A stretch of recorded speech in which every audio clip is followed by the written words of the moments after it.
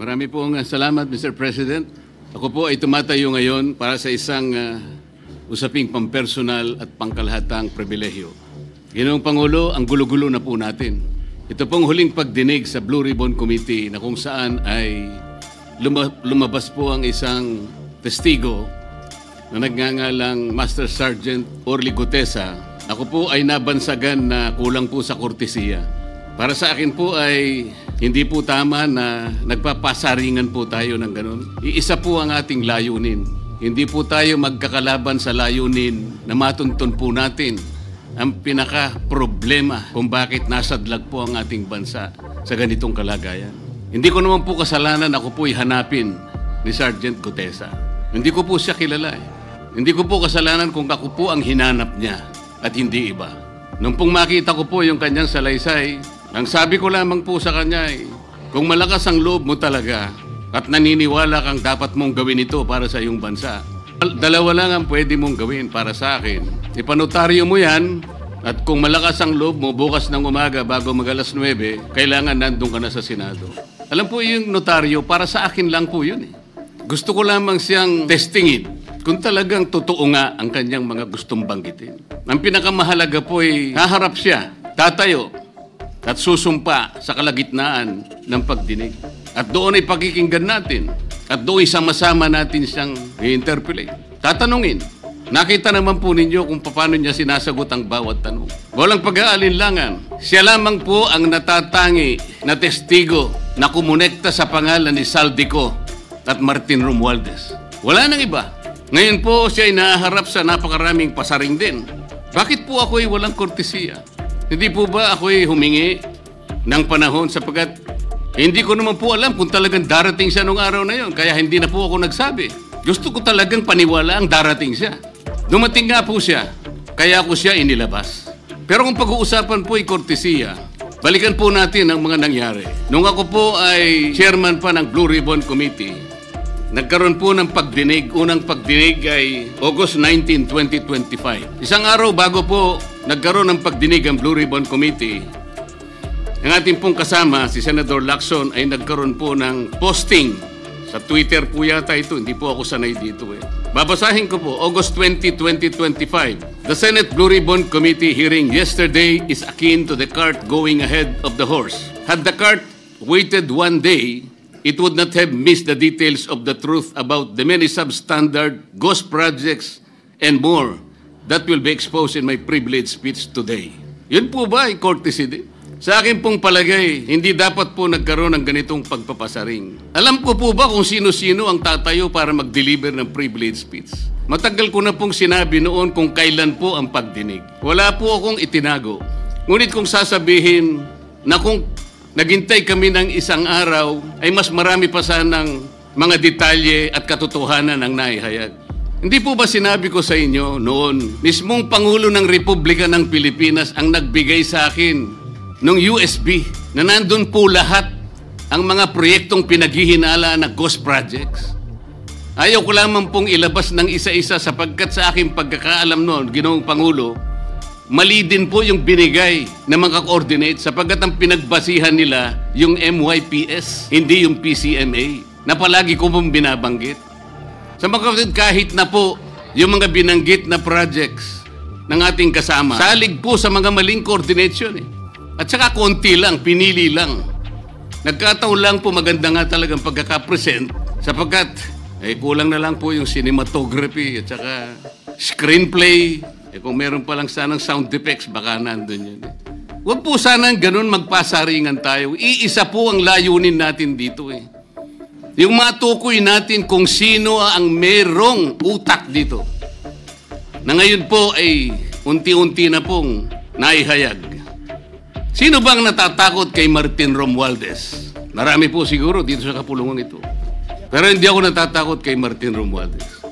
Ngayon po, kino-question po yung notarization ng statement ni Gutesa. Dahil yung babae po, yung abogadong babae, nag-notarize, tinalikuran po niya ang yung kanyang signature, yung kanyang pirma. Nandyan po ba yung assistant natin para ipakita po natin? Ayan po yung huling bahagi ng dokumentong ninotaryo doon sa opisina ng abogadang babae na ngayon ay tinatalikuran niya ang kanyang pirma. Do sa right side po, ayan po yung ninotaryo sa dokumento ni Gutesa. Yung kaliwa po ay iba pong dokumento. Tingnan po ninyo yung pagkakahawig. Ibig po ba ninyong sabihin, Ginoong Pangulo, yun pong notarial details, yun po yung kulay blue, na kung saan nandyan yung PTR, nandyan po yung MCLE number, nandyan po yung kanyang roll number, yung kanyang address. Nakuha po ba ni Gutesa mula sa opisina ng abogada at in-stamp niya? Pagkatapos po yung detalye na nasa bandang kaliwa, na kung saan makikita nyo document number, page number, book number, series of 2025. Makukuha po ba ni Gutesa mula sa libro, mula sa notarial register ng abogado? Paano niya makukuha? Tingnan po ninyo yung kabila, ganun din. Bakit po natin hahanapan ngayon si Gutesa at sasabihin pa natin dahil lamang tinalikuran ng babaeng nagnotaryo ang kanyang pirma? Pangkaraniwan na po kasi, Ginoong Pangulo, kahit pumunta kayo sa maraming lugar na kung saan nagnotaryo, hindi nyo po makikita ron ang abogado. Iaabot nyo lang sa kanyang papel ninyo, pagkatapos isosoli niya sa iyo, pagkatapos nyong magbayad. Itatanong po ba ni Ginoong Gutesa, bago siya umalis, tatanungin po ba niya doon sa babaeng kausap niya kung sino man yun, Madam, kayo po bang may pirma nito? Wala pong ganun eh.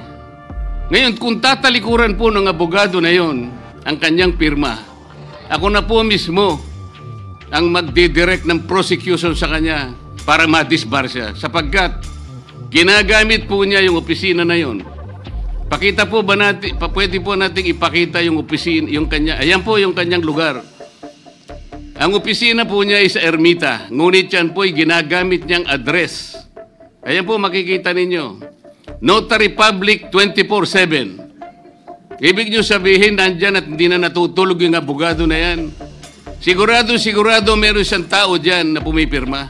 At ginagaya na lamang nung kanyang staff o secretary yung pirma niya. Ganyan po palagi. Kalakaran. Kalakaran, ngunit hindi tama. Sapagkat sa batas po ng notaryo, kailangan nakaharap po yung magnunotaryo sa nagpapanotaryo. Bakit po niya ngayon sinabi na hindi niya pirma yon? Maring hindi niya pirma. Ngunit, tinayaan niya kung sino man ang taong yon na ipirma yung dokumento. Kagaya po ng nasabi ko, naging academic na po yung notaryo sapagkat ang tao ay tumayo sa ating kapulungan. Binasa niya yung kanyang statement. Yung mga bayarang media nga po, sinasabi pa eh. Kino-coach ko pa eh. Bakit ko po siya sinabihan na dahan-dahan siya? Dahil po nung panahon na binabasa niya na yung kanyang statement, sinusundan po namin yung kanyang binabasa. Binigyan ko po ng kopya ang chairman ng Blue Ribbon Committee. Binigyan ko ng kopya ang ating Senate President at yung aking katabi si Senator Gatchalian dahil 4 lamang pong original ang meron kami.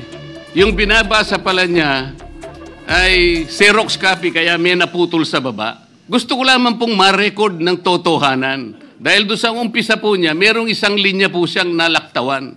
Alam po ito ng mga kasama natin na sinusundan po habang binabasa namin.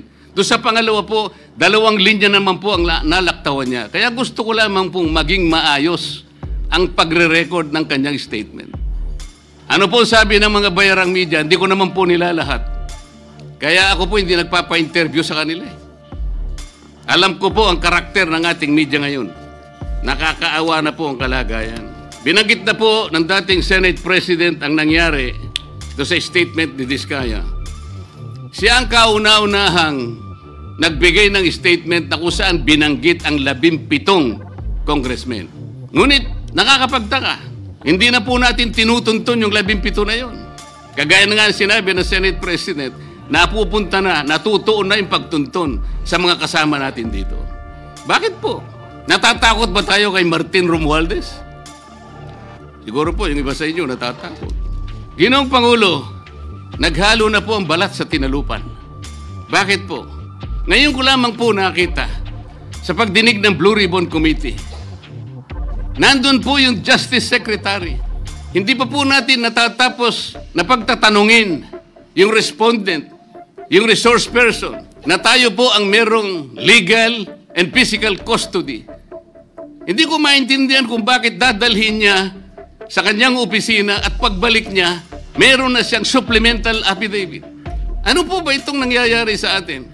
Meron na ba tayong alituntunin? Meron na ba tayong agreement sa pagitan ng DOJ at ang ang pag-imbestigang ginagawa natin sa Blue Ribbon Committee? Hindi ko na po maintindihan kung ang Blue Ribbon Committee is the investigative arm of the Department of Justice.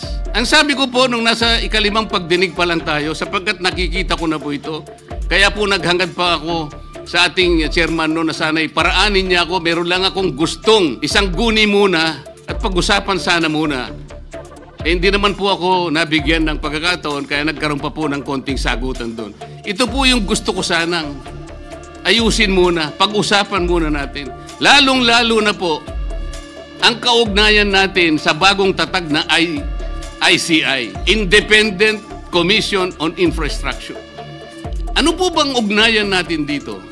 Hindi po ba tayo mag-uusap muna? Hindi ba tayo gagawa ng regulasyon muna? Meron po tayong mga doktrinang isinasaalang-alang. Nasaan na po ang institutional boundaries? Nasaan na po ang separation of powers? Nasaan na po ang system of checks and balances? Di ba natin isasaalang-alang ito? Dadalawang tao lamang po ba ang mamamagitan sa pagitan ng mga institusyon na ito? At mawawala na po kami sa picture? Are we supposed to be kept in the dark, Mr. President? Yung po, kung mo ba sinabi ng ICI na isa sa kanilang mga poder, kapag ka nag-request po sila, makakakuha sila ng impormasyon sa House of Representatives, sa Senate, sa Korte, sa Sandigang Bayan, at kahit sinong otoridad. Ibig ba sabihin wala na tayong opsyon na tumanggi? Kailangan po natin pag-usapan muna yon. Ang nangyayari po sabog-sabog na po eh. Baka nga yun ang isang dahilan kung bakit nag-resign po yung advisor na si Mayor Magalong ng Baguio. Yung pong mga pasaring, ito po yung nakakapagbigay sa atin ng hindi naman kailangang pag-aaway-away o pag-aalitan. Hindi po maganda sa ating panig ito. Tingnan lamang po natin yung interview sa DCMM ng ating kasamahan, chairman ng Blue Ribbon Committee, ng mga host ay si Victoria Tulad at si Christian Yosores noong September 28, 2025. Ang tanong po nila, ilang hearings pa ang nakikita ninyong gagawin ninyo? Ang sagot po ng ating kasama, Senator Lacson, yun ang hindi ko pa masabi. Dahil kung may bagong lumalabas na mga testigo at masustansya yung sasabihin, meron pang mga kakulangan na dapat na mapunuan, magtawag tayo ng pagdinig. Tama naman po yun. Pero ito pong pangalawang saknong, ang sabi po, pero kung paulit-ulit lang at masa-sidetrack o kaya palihis yung direksyon ng inquiry, yun ang i-assess namin kasi medyo lumihis na. Ano po yung lumihis? September 28, dito lumabas si Master Sergeant Orly Gutesa. Lumihis po ba o dumiretso? Mula kay Saldico, ikinonekta po niya kay Martin Romualdez. Sa akin palagay, dumiretso po, hindi tayo lumihis eh. Pagkatapos tinanong pa po, do you think po, coach po si Gutesa? At iba pong observation, baka si Senator Dante Marcoleta dahil parang sinabihan siya nung nagbabasa siya. O nalimutan mo, balikan mo itong paragraph na ito. Naipaliwanag ko na po kung bakit ko lamang siya sinansala at sinabi kong balikan mo sapagkat meron nga po siyang nalalaktawan base po sa sinusundan namin na binabasa niya na dokumento.